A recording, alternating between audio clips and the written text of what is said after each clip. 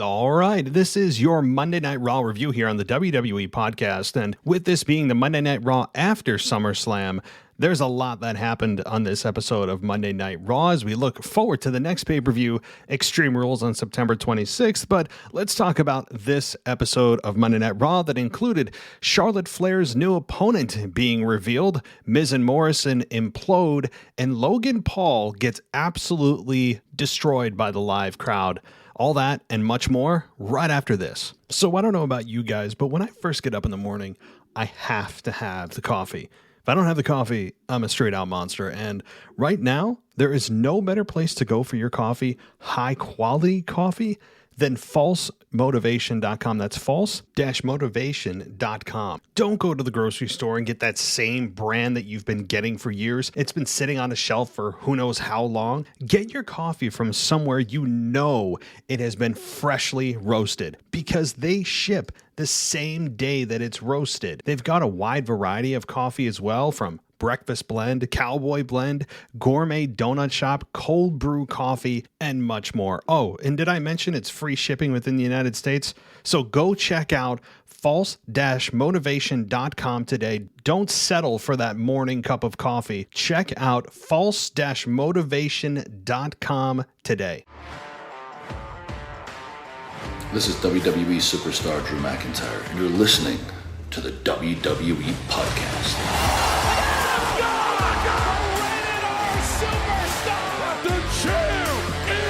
The one that everybody wants, me. Becky Lynch is going to WrestleMania. Claymore! Austin 316 says I just whipped your ass. This is my idol. You're going to acknowledge me. All right, everybody, welcome to the WWE Podcast. Yes, we are back. And you probably noticed about 4 episodes dropping your way that were sitting, waiting, desperately crying out to be released. And they finally were. My issues with Spreaker, my platform that I use, has been resolved, hopefully permanently. Boy, that was painful. That was a painful 3.5 days. I mean, just from a podcaster's perspective on all levels. I mean, monetarily, of course, but you guys want to hear the audio. I was very frustrated, but everything is now resolved. We're all good, and you guys got hours of audio now to listen to, and I hope you enjoy it. And this is another one. I mean, this is show number 5 in about 3 days time. So I hope you enjoy this, and we're going to talk about Monday Night Raw that aired last night, August 23rd, 2021. So there's a lot that happened. Wasn't a particularly epic Monday Night Raw. It didn't really have the Monday Night Raw after WrestleMania vibe, but it certainly was a start to the next destination, which is the Extreme Rules pay-per-view on September 26th, 2021. So it feels like forever away, doesn't it? September, I'm like, oh, the end of September. But we all know how quickly this goes. We're talking 5 weeks out to a pay-per-view, and then it's 3 weeks, and then it's 1 week, and you're like, what the hell just happened? So that's how life goes. That's how wrestling pay-per-views seem to come fast and furious at times. And certainly Extreme Rules isn't exactly a quote, a pay-per-view, but it's shaping up to be a big card with Brock Lesnar and Becky Lynch back, both of which are on the SmackDown brand. Interesting that they're both on the SmackDown brand, as Raw is kind of left high and dry, the show that needs the help more than SmackDown, which has been an awesome show, as we all know, but who knows what will happen in the shakeup that's coming in a couple of months. So everybody, thank you so much for sticking with us through the troubles of SummerSlam weekend. Go check out The Botch Guy, by the way, a great YouTuber, and he and I did a great SummerSlam review, and I would highly encourage you to go check that out. And I'd also like to give a shout out to William Evans, our latest patron over there at patreon.com. So thank you, William. I hope you're enjoying the content with no ads or anything that you need to skip through.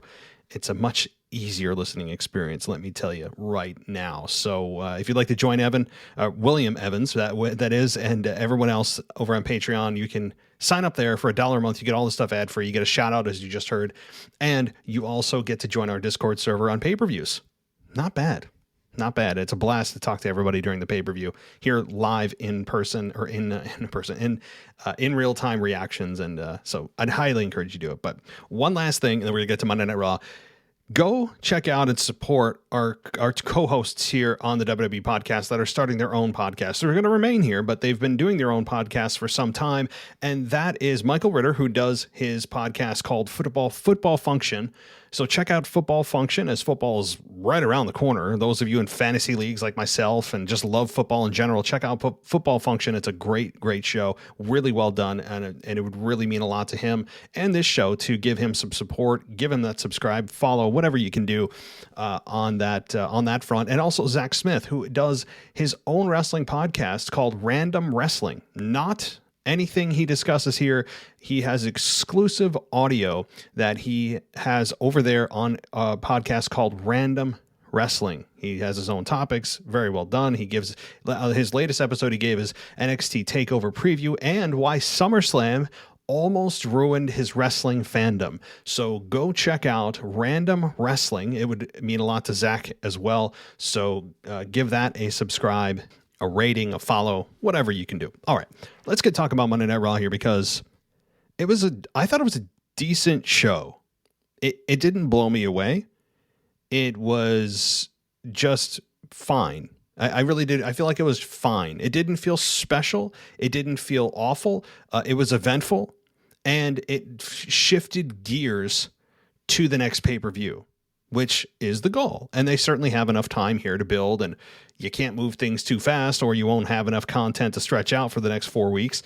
But it did what it needed to do, creating new rivalries, two of them being Miz and Morrison, and the other one being Charlotte and Alexa Bliss. And let's actually start with Charlotte and Alexa Bliss. I do want to start there.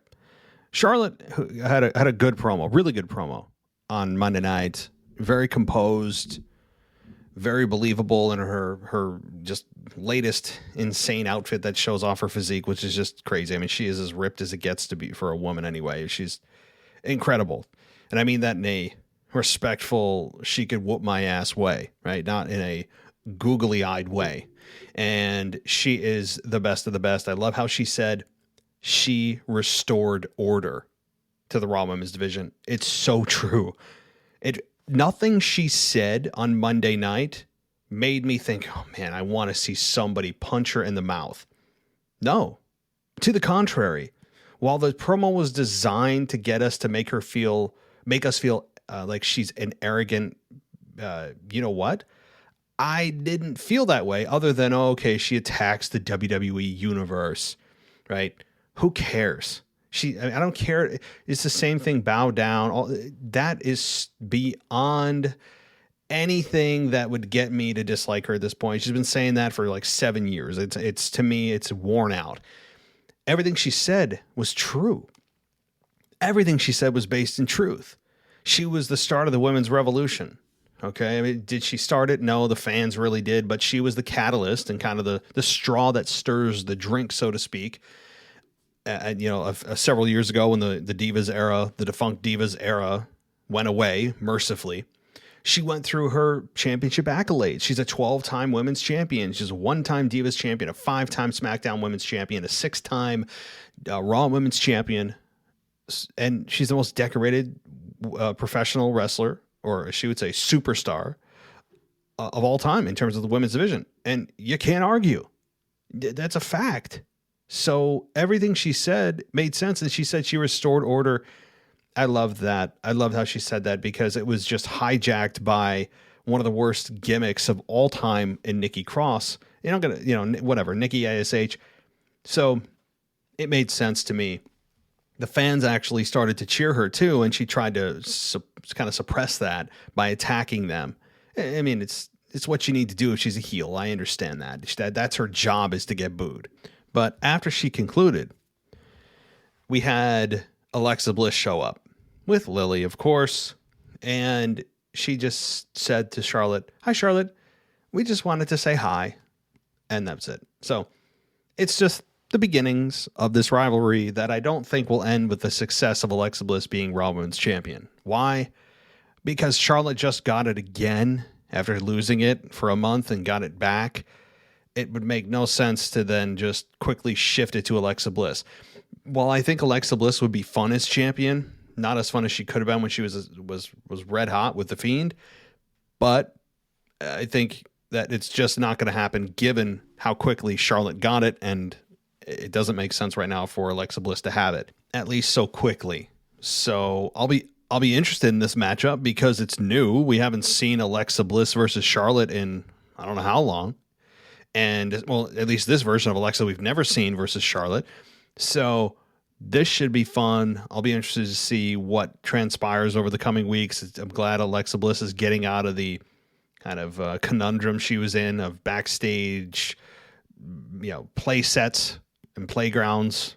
I'm done with that. And I think that WWE is as well. So that's good. That's good. I'm glad. And it's going to be a fun ride, I think, all the way till Extreme Rules with these two. So the other side of the women's division that happened this past Monday night, last night, the tag team match with Shayna Baszler and Nia Jax versus Nikki and Ria Ripley. I thought this was a good match. It was fine. Nia Jax got a somewhat warm reception. I guess her family and friends were in town, or her hometown. And that's cool. I think the victims here continues to be Shayna Baszler, whose win-loss record over the last, 6 to 12 months is under 500. I mean, it's gotta be god-awful. I haven't dug up the stats, but she is, being really underutilized right now. I don't know for what reason. It looks like Shayna, though, and Nia could be on the splits, given the several mix-ups that they had, and Nia accidentally hitting Shayna a couple of times. So, while she did take the fall here, again, Shayna that is, I think you could have this finally be the moment, the program, the story where Shayna does go off on her own. And I want that, you want that, I think. And it just seems right. We've seen this team play out their role, and you know what? For all the complaining that I've done and other fans have done about Shayna Baszler being hidden in a tag team when she should be in a singles role, they have done one really good thing. They have legitimized the women's tag team championships. They've made them relevant. They've added value to those championships. So there is that. They did that very well. But you know what? It's time for Shayna to move on, and I think this could be the time to do it.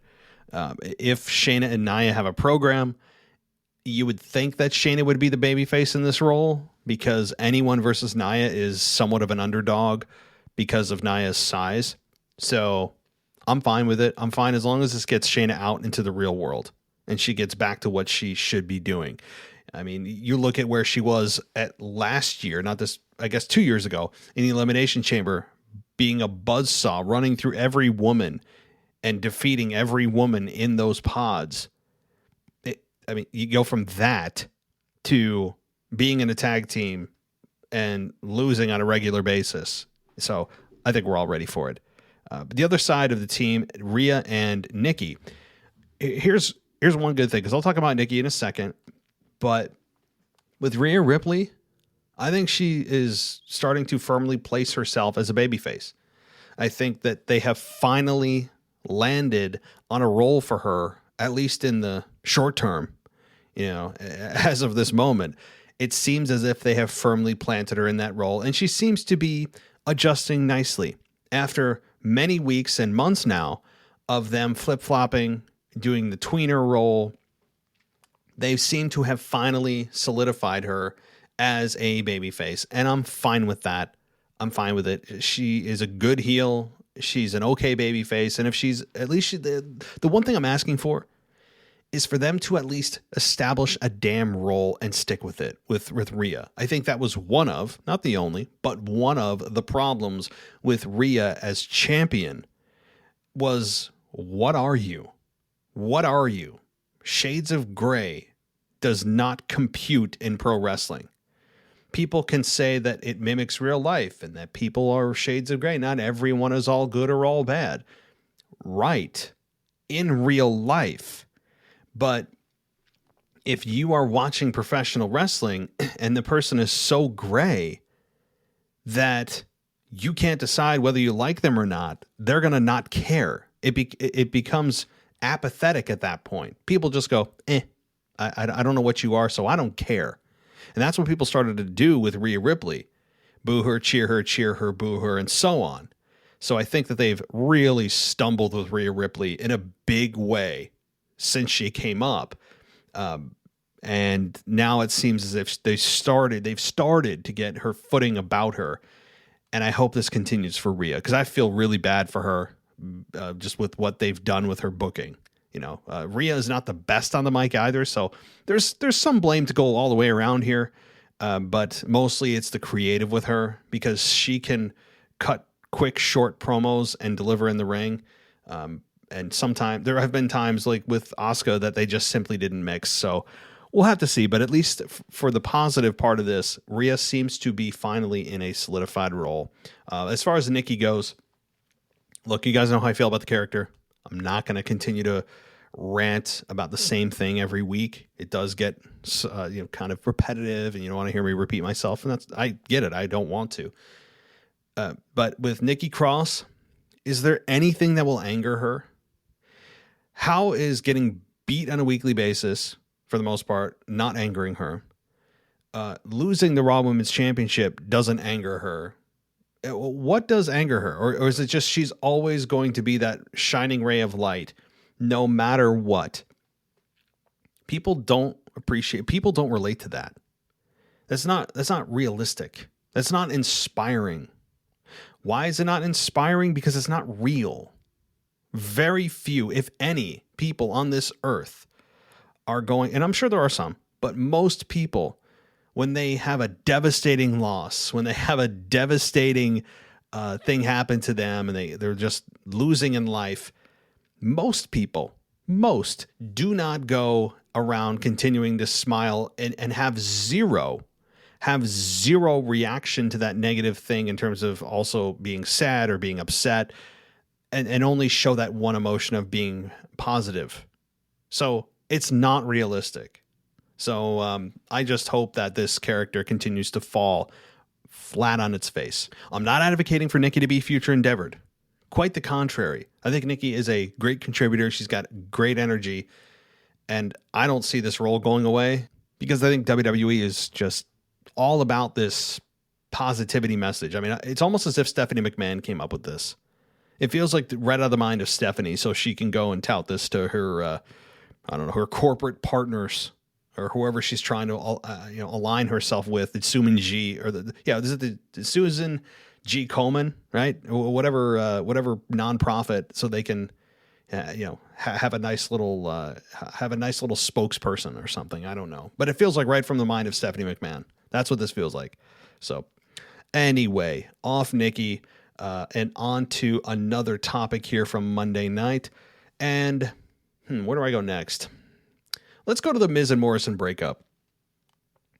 I am interested in this.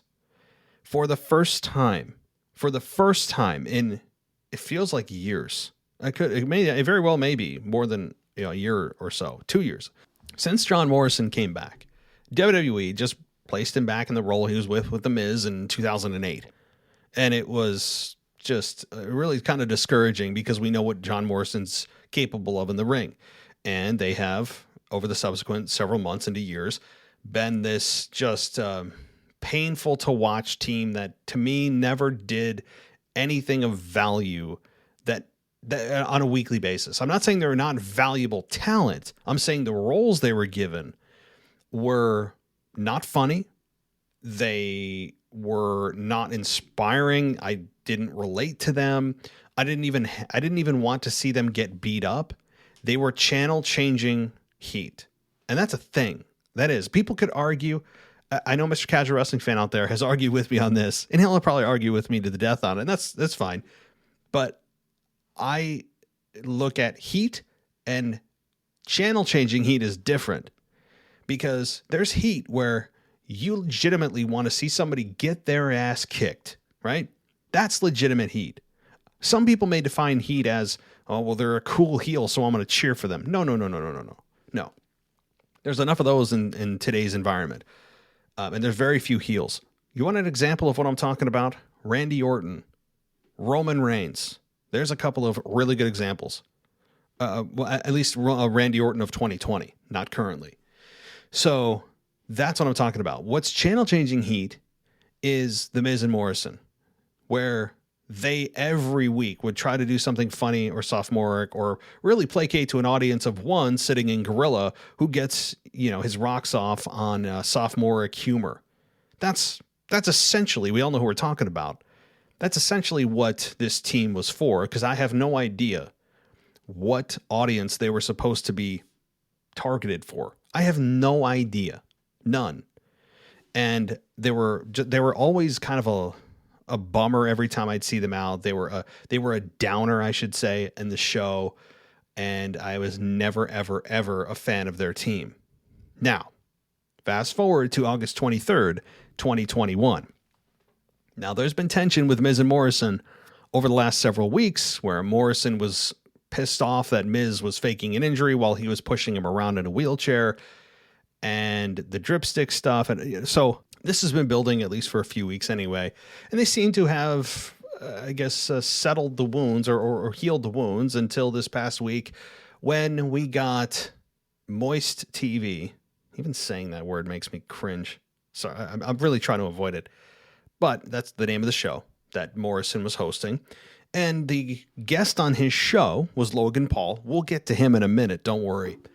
And then we get Miz coming out and interrupting the interview that Morrison was doing with Logan Paul.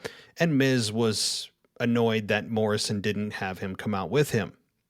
This led to Logan walking away, and it led to Miz and Morrison getting angry at each other, but then seemingly making up with dripsticks, and Miz beating him senseless, ending with a skull-crushing finale.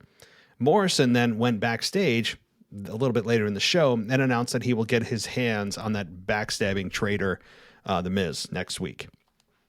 So that's cool. I'm fine with that. I think this adds some actual... This forces the fans to care about one or the other, right?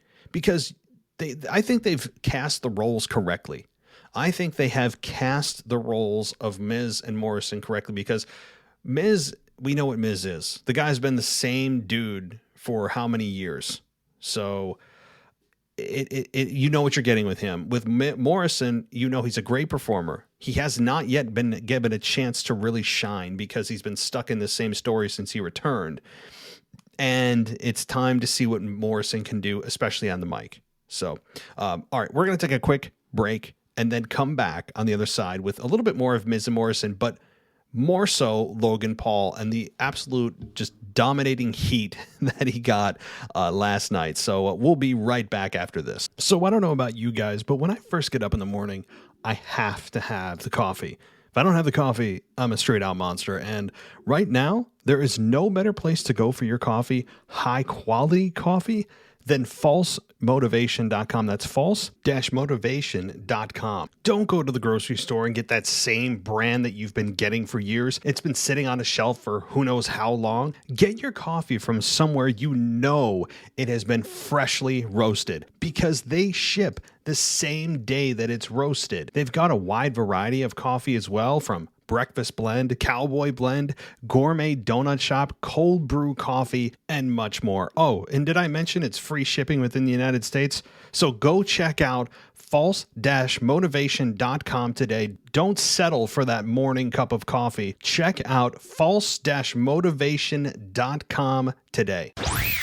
Welcome back to the WWE podcast. Let's get back to more great wrestling audio.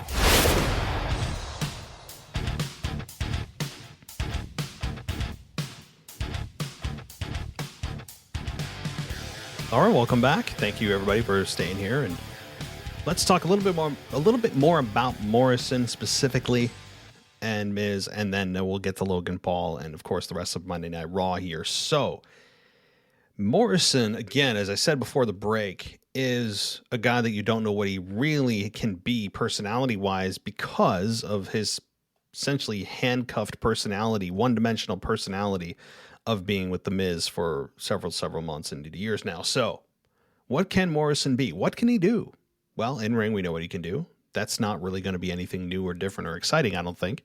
That's not a bad thing because he's great in the ring. But what can he do in the mic and on personality-wise, character-wise? He has to, I would think, change out of this moist nonsense. I would think that he has to stop being so funny all the time, or at least, I'm sorry, not being funny, attempting to be funny all the time. Relating something, everything he says has to be related to wetness or water or suggestive wetness, okay? I think that's as far as I can say, phrase it as a PG show. Y'all know where I'm going with this. I mean, he does say some suggestive things, and they toe the line, right? But he says everything he says has to be related to something like that. And if that's his gimmick and they don't know what else to do with him, whatever, so be it. But you do wonder if he's going to undergo some kind of metamorphosis, at least a slow evolving one, because I don't want to see him come out next week and pretend that everything's hunky-dory and have another moist TV. And he's just being, having whoever there and then cutting a quick promo on Miz or, whatever. I know he's fighting Miz, apparently fighting Miz next week. I don't think that'll happen. I think that's a pay-per-view match. But John Morrison's going to go into chase mode. And that would have to, you would assume, change his character a little bit. Because everything he says is so, just everything is a joke. So I hope there's a little bit more of a serious side to him. I feel like I'm talking about Big E here. I mean, it's the same thing with Big E. You're waiting for a character change, and he continues to just do this nonsensical jiving and tying himself back to the New Day, which is a huge, you talk about blowing your foot off. It's not even shooting yourself in the foot. You're just putting a grenade on your foot and, seeing what happens. That's essentially what you're doing. But that's not a good analogy because you flat out just blow your whole entire body up. But you guys get my analogy. So I think that Morrison will have to undergo a little bit more seriousness. And we saw some of that in his interview that he did. I don't know who he was interviewed by, but so that's what I'm looking forward to. As far as The Miz, like I said before the break, Miz is a guy that has not changed his character since he was Mr. Hoorah, the SmackDown host in 2005, right? I remember that. And I don't think that we're going to see much of a different version of Miz. He is the same exact dude. I would seriously, I'm being for real. I want to challenge anybody listening to me because I want to know legitimately what kind of evolution has the Miz gone on over the years he's been the Miz. He's doing the same thing he's been doing for a decade. When my hand goes up, your mouth goes shut. Same thing. He wears the same type of outfits to the ring. He has the same promo. Welcome to the most must-see WWE talk show of all time. Welcome to... Same thing, right? It's the same things over and over. The way he looks, his entrance music. There's nothing fun about The Miz at all. He is the most static superstar.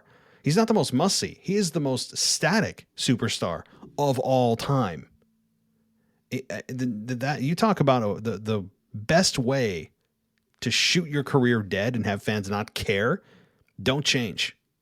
There's no better formula, no better poison to inject into your career than to not change or evolve in any way. So that's how I feel about The Miz. I think he's a good talent in the ring. He's fine. His wrestling character is, again, it's so played out. I don't even know how to react to it anymore. So anyway, let's move on here to Logan Paul.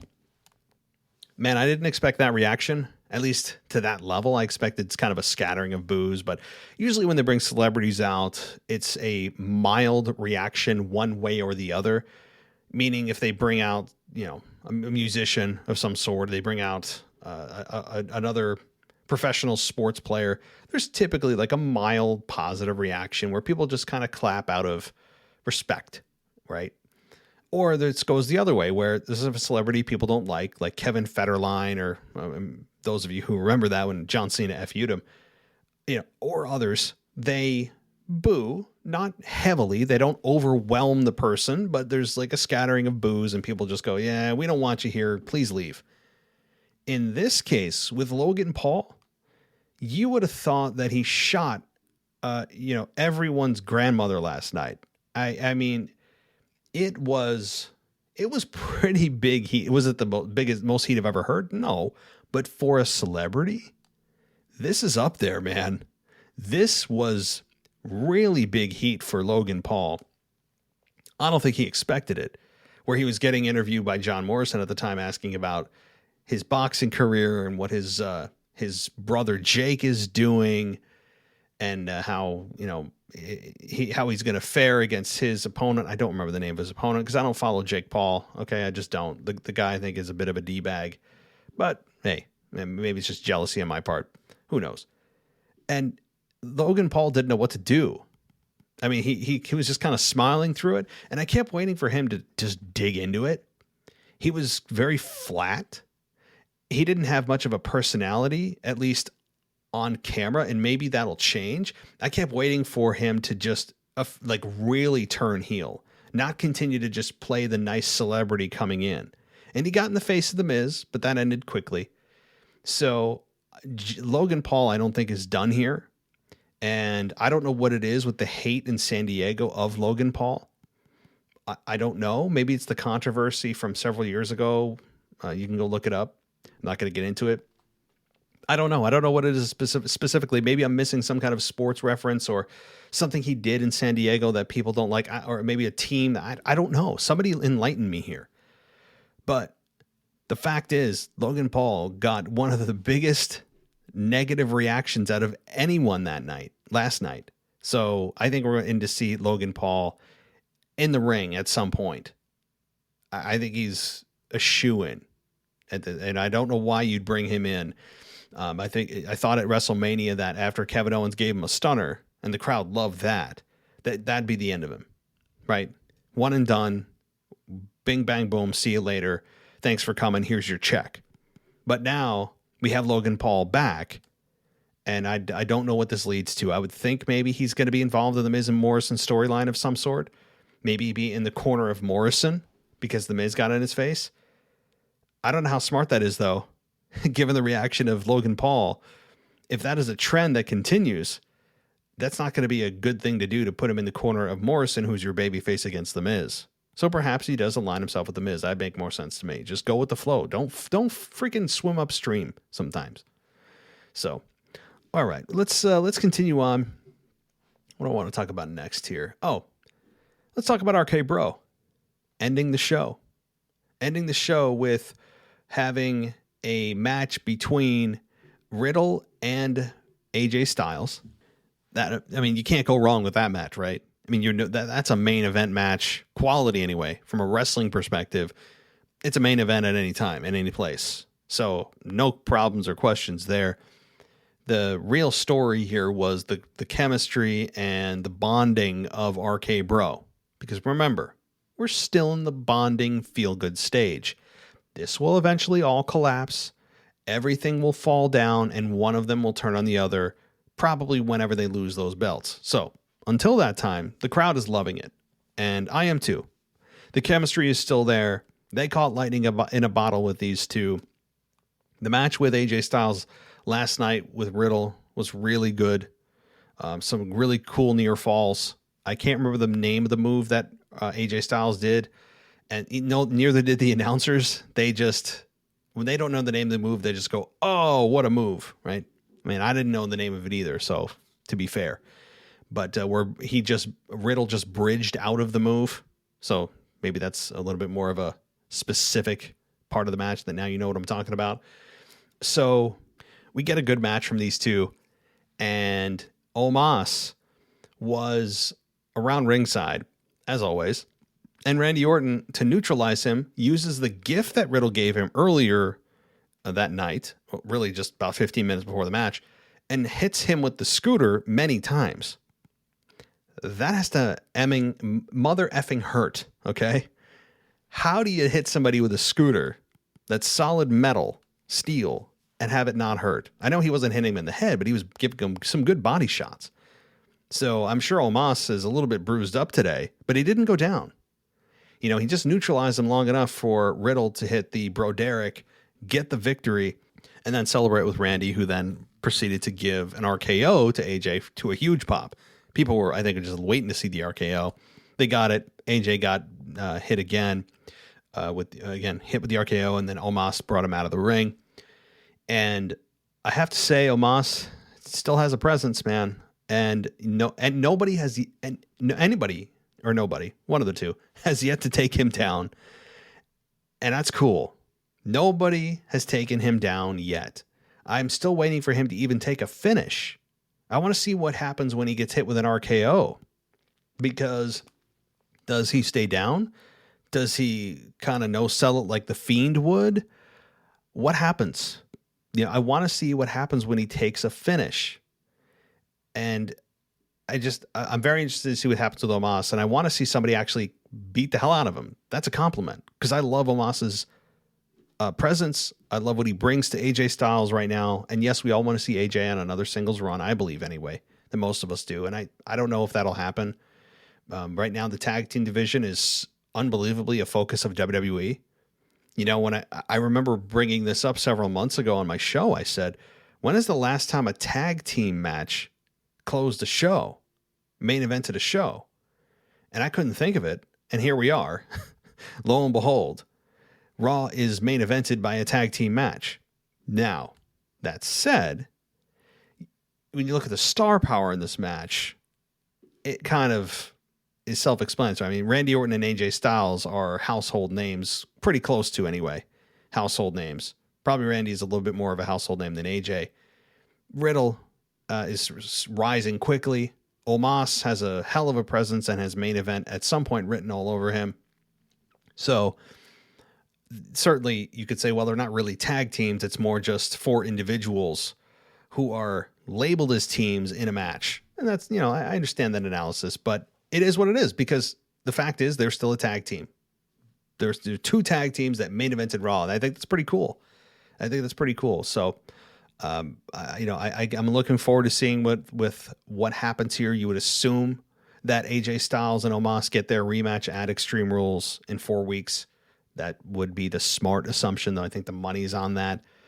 Maybe the Viking Raiders somehow stick their nose in here and make it a triple threat tag team match or some sort, or I don't know, but that's what the signs point to anyway for me. So great chemistry with RK Bro, no complaints there. I love also, one last thing I'll say, Randy Orton is staying true to his character. What I mean is he's not changing himself and giving him hugs and just doing something completely out of character that you would say, Randy Orton doesn't do that. He's being himself. And he doesn't really speak on the mic. He speaks right now with his body language, which is spot on with Riddle. So I like that also. There's character consistency with Randy. They're not sacrificing his credibility just to elevate Riddle. They're doing a nice job with Randy is what I'm trying to say. So, and it's nice to see him in a babyface role for a little while that he doesn't get to visit often. I know he loves being a heel, but once in a while it's nice to see what the Randy Orton babyface is like. I remember just a year ago how hated he was with Edge and how we were singing his praises of how damn good he's been as a heel and how I want to see someone just knock his head off. And here we are a year later, and we've got one of the best tag team chemistries that we've seen in a long, long time. It's just amazing. It really is such a change from where we were. But when you look at wrestling as a whole right now, I'm going to not try to get off track too much, but I just want to say this general statement. Think about where we were just 4 months ago. There were no live events. We were still in the Thunderdome. It was still the critically acclaimed and award-winning Thunderdome. We didn't have a whole lot of star power. There was no Becky Lynch. There was no Brock Lesnar. There was no Edge, who took time off after WrestleMania. There was sure as hell no CM Punk. So just think about where we were just a few short months ago compared to now. So I think this is an awesome time to be a wrestling fan. There is no better time right now. Things are exploding on the internet. I mean, CM Punk broke the internet officially. I think it's officially broken. I haven't heard. My sources haven't really gotten in touch with me to let me know if the internet is fixed yet. But CM Punk just gave it a GTS. He gave the entire internet a GTS, and I don't think it's kicked out yet. So we'll have to see what happens there. But I'm actually about to order my CM Punk t-shirt off of pwts.com. So here, how about that for some free promotion there, PWTs. But all right, let's continue on here with some Monday Night Raw talk here. And Bobby Lashley gets a new challenger with Damian Priest. I know he's the United States champion, so this is not a continuous program, meaning this is not going to be leading to a pay-per-view match. I mean, I think we all know that Goldberg versus Bobby Lashley is part 2 is coming for Extreme Rules. I don't think there's any question there. But Damian Priest, at the beginning of the show, Damian Priest ends up confronting Bobby Lashley, who basically said, "Go to hell if you think I'm going to give you an apology." And you know what? He's exactly right, by the way. He's exactly right. Why should Goldberg's son be able to attack Lashley while Lashley is going to stand there defenseless and not do anything? You know, so my point is, even if he knew that was his son, who cares? That the blame is on Gage, not on Bobby. If Gage has so few brain cells to rub together that he's going to try to attack a man 18 and a half times his size and 4,000 times his strength, then that's on him. That's not on Bobby Lashley, who's there just defending himself. He got exactly what he deserved. So I don't know why people are booing that. It's not as if Bobby Lashley picked him out of the crowd and started beating him up. You know, he didn't pick the fight with Gage. Gage picked it with him. So good for Bobby. Is anyone missing this here? Why am I booing this? Why should I boo this? You know, I think people are just booing this program overall. And I understand why. It was a disaster of a match at SummerSlam. I mean, a disaster of a match at SummerSlam. Not as bad as Undertaker Goldberg a few years ago, but certainly bad. Like bad. The finish was bad. The match quality was not good, and we didn't get a finish at a large pay-per-view. So it was just a bad night all around for both guys. But we got a match here. We got Damian Priest and Drew versus Bobby and Sheamus. And Drew McIntyre and Damian Priest end up winning this after Lashley bails on Sheamus, and Sheamus gets the Claymore and looks up at the lights for the 1, 2, 3. Sheamus storms into Lashley's locker room later in the night, yelling and saying nothing would make him happier than meet him in the ring. And so I think that's going to be a short-term program because that's heel versus heel. You don't want to visit that for too long. But it was kind of cool to see Drew back on a level that he feels like he belongs at. Now, we all know he can't challenge Bobby Lashley for the WWE Championship, but that doesn't mean he can't beat the hell out of Bobby Lashley just because. So it was nice to see Drew at least kind of back in that picture for a night. And it wasn't for anything about the championship, so that's good too. And, Damian Priest is, he is what he is right now. He's the United States champion, and he's continuing his program with Sheamus as well. So, all right, what else happened here? Oh, okay. These are things that are not on Hulu. I'm on the CBS Sports website to check out the results just to make sure I didn't miss anything. And these are things that were not on the Hulu version.